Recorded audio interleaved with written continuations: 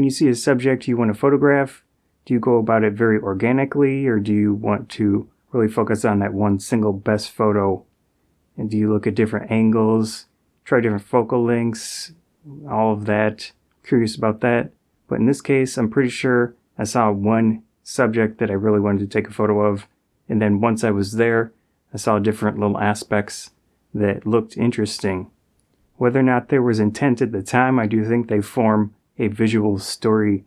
It's a really simple one, of course, especially when there is no real intent, but interesting nonetheless. So let's take a look at the photos. The first one is very simplistic, but it has a nice, natural, simple, calming look to the photo. You have the two colors for the most part, the green and the blues of the water. Very still, very calm.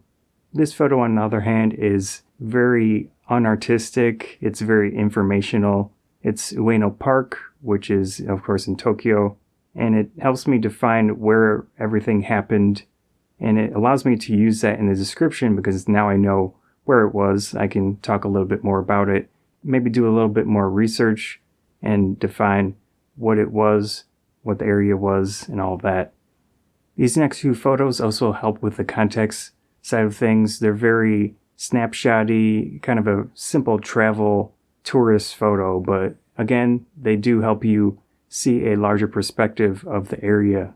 This photo here might have been the reason I went over to take photos besides the large body of water. I did specifically do the rule of thirds, kind of golden ratio framing on it. The sign is very interesting and antiqued, basically old, and I'm not quite sure of what it means. I'm gonna look that up before finishing the edit on this video, but besides that, it is an interesting framing, and that was probably one of my main photos that I had intended to take.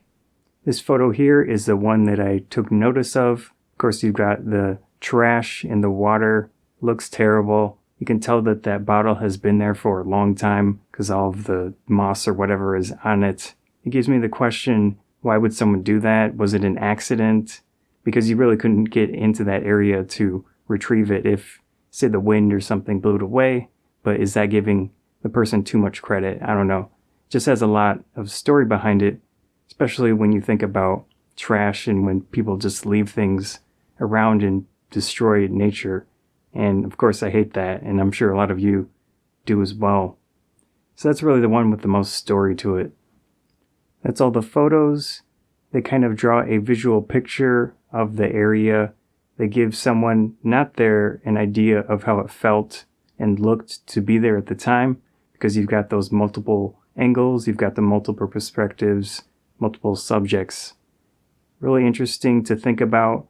I want to try to do that more intentionally in the future. I have in the past, maybe a little bit here and there, but nothing with real specific intent. So moving forward, I'm going to try to do that more.